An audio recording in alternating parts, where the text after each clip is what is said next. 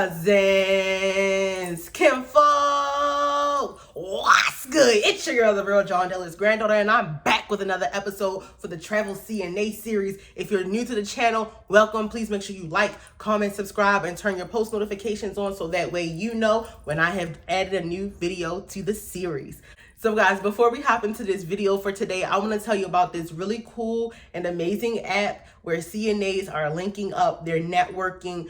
I am not currently on an assignment, but I love the CARES app. It's spelled X-A-R-E-S, CARES, but with an X. Like I just said, it's for CNAs, ran by CNAs, only CNAs. We are the majority on that app. And we are linking up, we are networking and increasing our net worth. I would love to see more CNAs. I would love to see you. I would love to see you on the CARES app. Come on in, join us. Come be a part of the community and learn so much more about the different places you haven't been to. Maybe you want to get into travel nursing or travel CNA and you're not really sure how to. Maybe you want to go to Honolulu or you want to go to Missouri, but you want to talk to some people that actually have been to Honolulu or Missouri and not have to worry about recruiters getting all in the way and LPNs and RNs giving all their input. Just talk directly to a CNA. Join me on the CARES app, me and thousands of others. It is the ultimate, and I really hate comparing it to this because it's way better, but it's the ultimate Facebook group for CNAs only, period, per. How they gonna hate from outside the club and they can't even get in? All right, so we're gonna hop right into this video. I actually did this video. This was the first episode ever.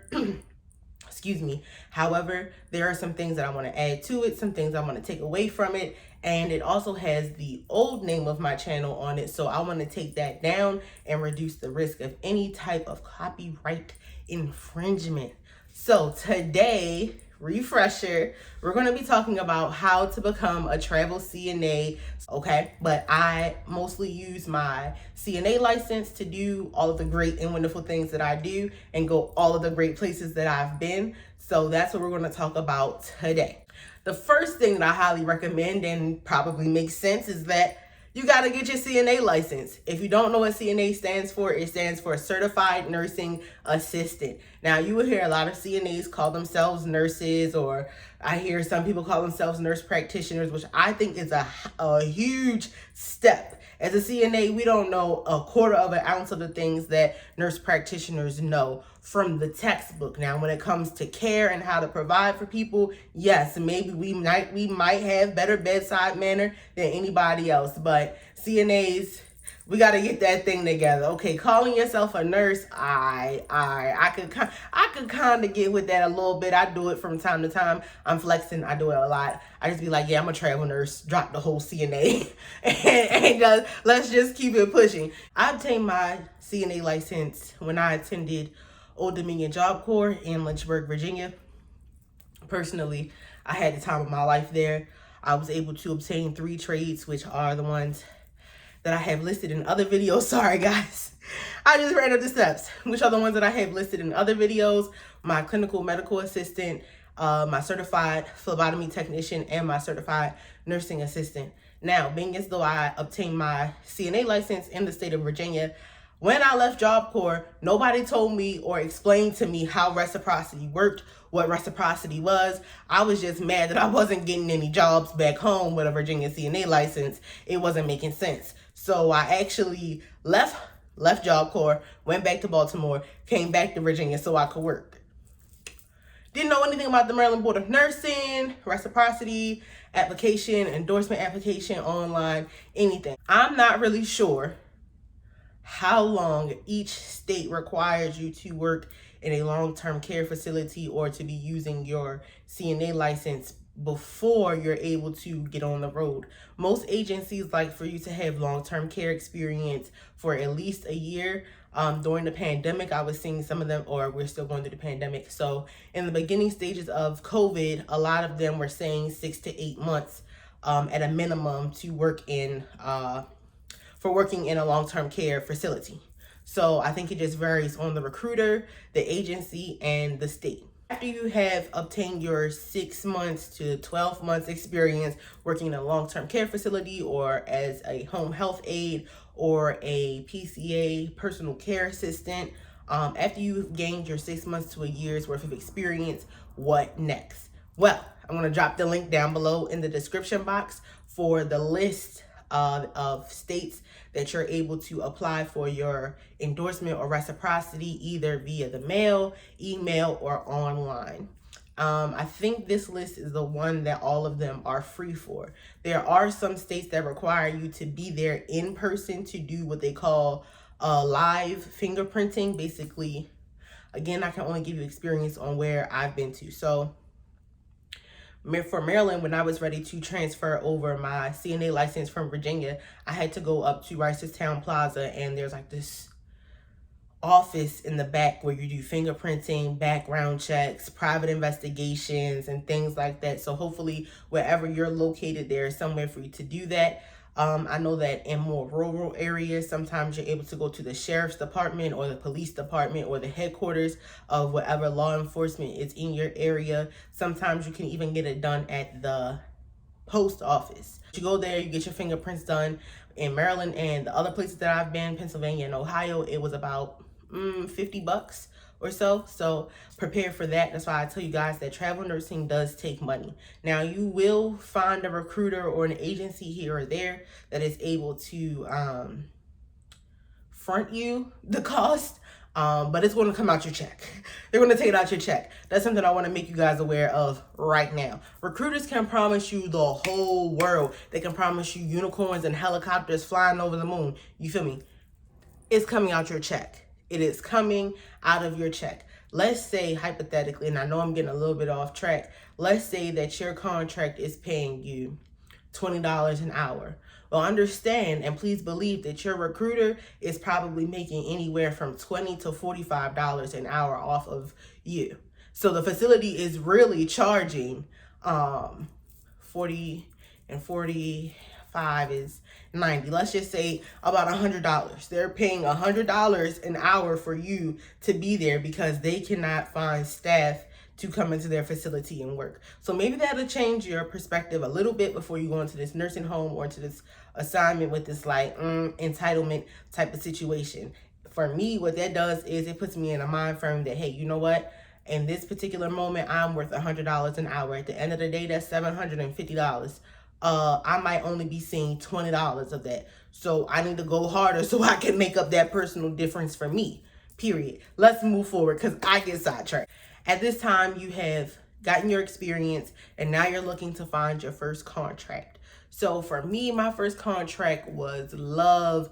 I don't want to get too much into it because I don't want to make this video too long and I want you guys to keep coming back to the channel. But my first contract was perfect. I didn't need to renegotiate anything. Even if I knew how to renegotiate it, I wouldn't have done so. Even looking back with my experience now, that first contract, perfecto. You're looking for your first contract. Do you do it as an independent contractor or do you go through an agency? Well, most people who are just starting out as travel CNAs, they go through an agency. One thing that I highly, highly recommend is don't get in these Facebook groups and just be like, yeah, what's the best agency to go with? Take the answers and then go do your own research. Go look them up on the Better Business Bureau. Go look them up in other groups. Search their name on the internet. Search them up on Instagram. Read their reviews on Indeed. Make sure that you're working for a company that actually cares about you as a human being and not you as a dollar sign.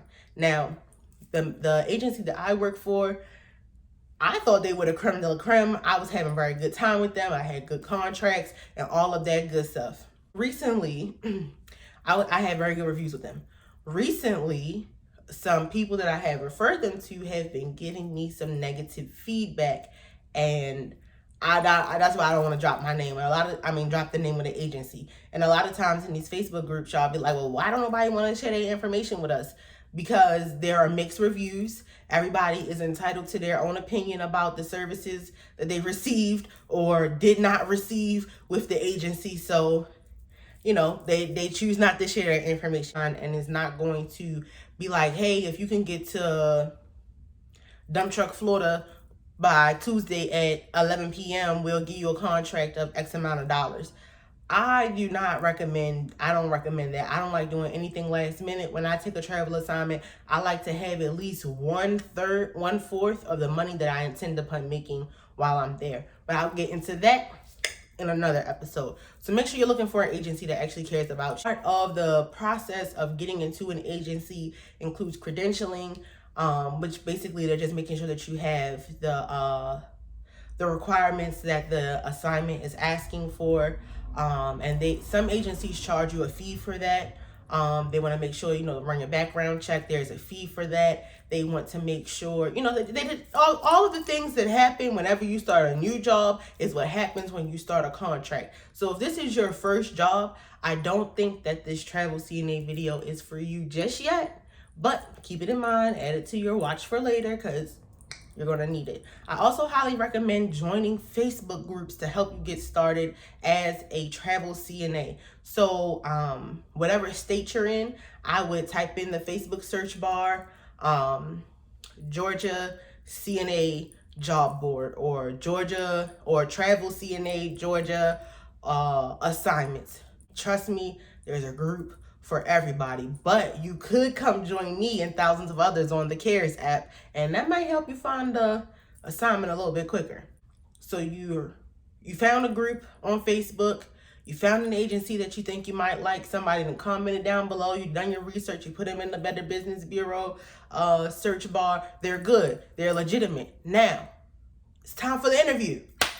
What are you gonna do? It's an over the phone interview. Most travel nursing jobs are over the phone interviews because their headquarters are extremely far away. Like one agency that I worked for, their headquarters is in Omaha, Nebraska. Another agency I worked for, their headquarters was in Honolulu, Hawaii. And I was living in East Baltimore. What's not about to happen? Prepare for the over the phone interview. And how do you do that?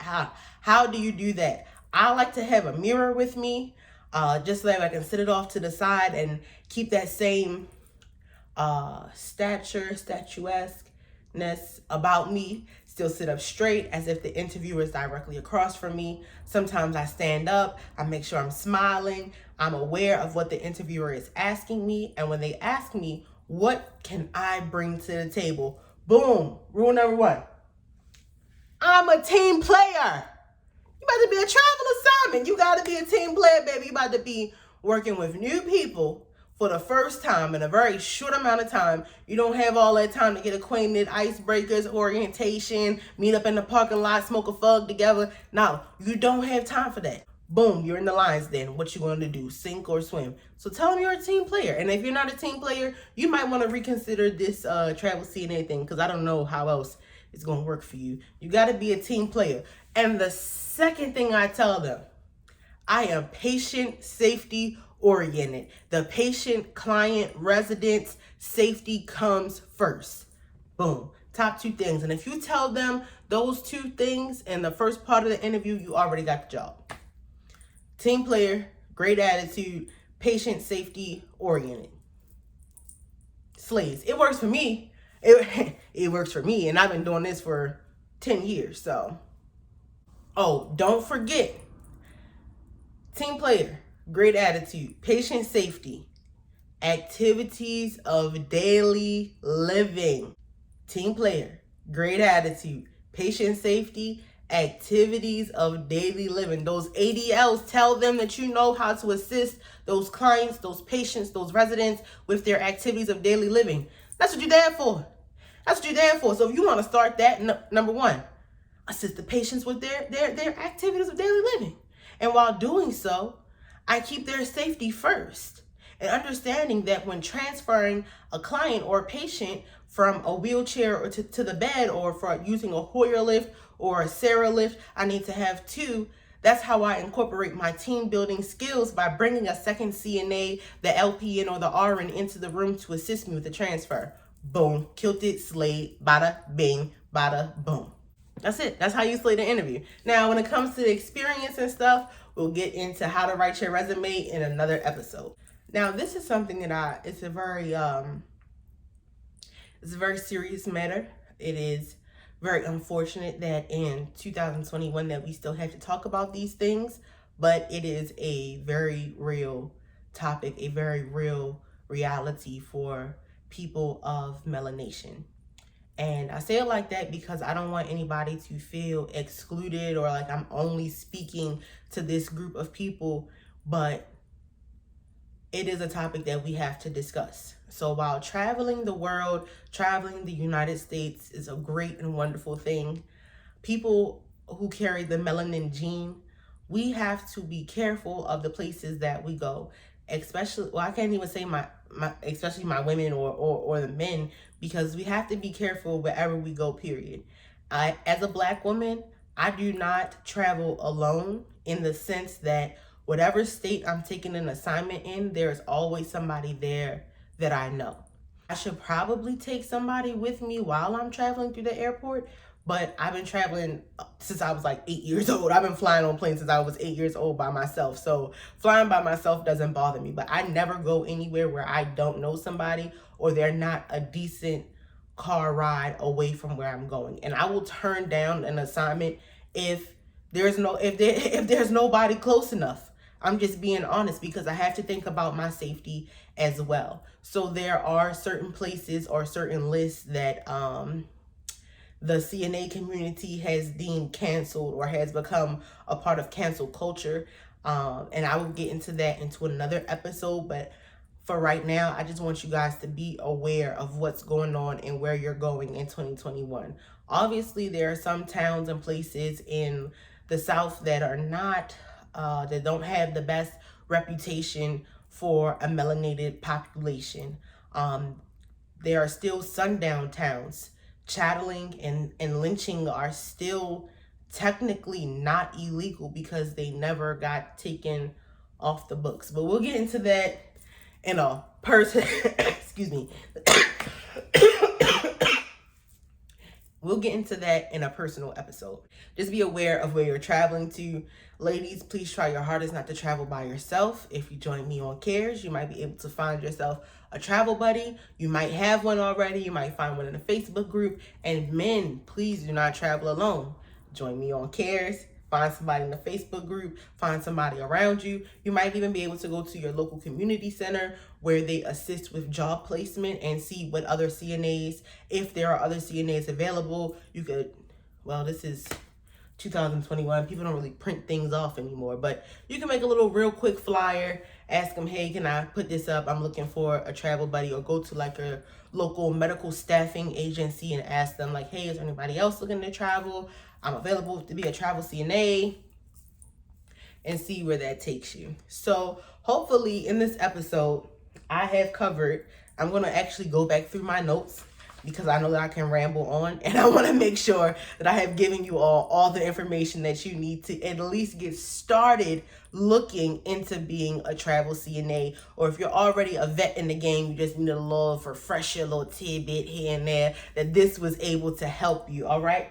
So first thing about being a travel CNA, you got to have your CNA license. Call your local community, your health center, see if your state or your city is offering CNA classes at a low or reduced fare. Some places, some states actually offer it for free. And then you have to work for another company for a year, and that gives you the experience that you need to get started as a travel CNA anyway. Next thing you're going to do is join groups on Facebook to help you broaden your network, to help you broaden your work experience. And you might be able to find some agencies that are accepting 6 to 8 months or 6 to 12 months worth of experience. That leads us into the next thing. When you're looking for an agency, make sure you find an agency that actually cares about you as a person and not just you as a check. Another thing that I want to let you all know is that when you're looking,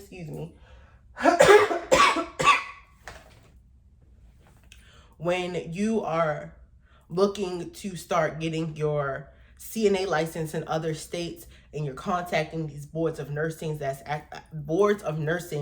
actually the easiest way for me to get a reciprocity application or endorsement application is to directly call the Board of Nursing for whatever state I'm going to.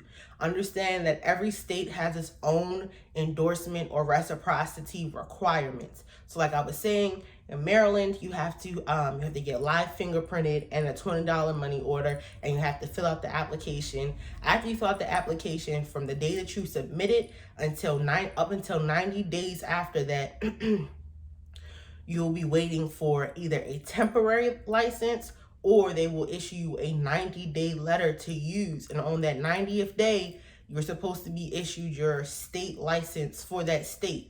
And more often than not, you're going to have to go to the Board of Nursing. You're going to have to call them every day. You're going to have to email them consistently to make sure that your license has actually been endorsed or added to your repertoire. I don't know what word to use, but be on the Board of Nursing's butt. The same way the recruiters are on us about traveling, be on your Board of Nursing's butt. You heard? So I also highly recommend that once you get around to that 6 to 8 month mark of working at a long-term care facility or wherever you're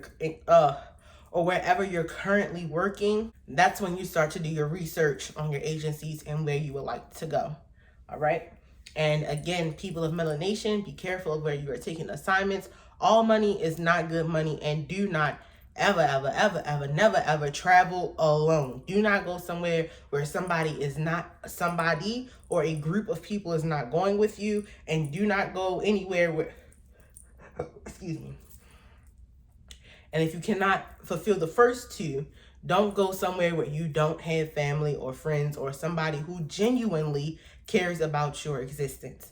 So that's all for today's episode. It's a little bit lengthy. I wanted to redo it just because, well, I already told y'all why I wanted to redo it. And now let's get into this logo. This logo is my new baby, Montrose Services. We are a private post-op recovery service servicing potential reconstructive cosmetic surgery clients.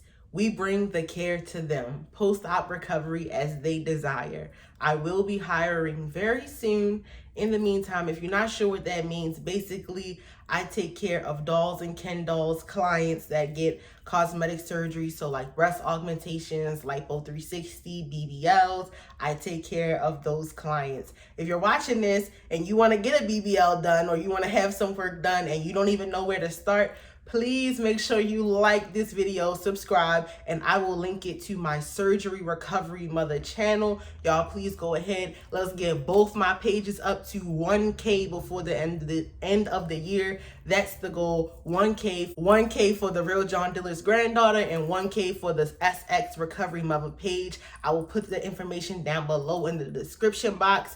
Peace, love, and blessings. We still out.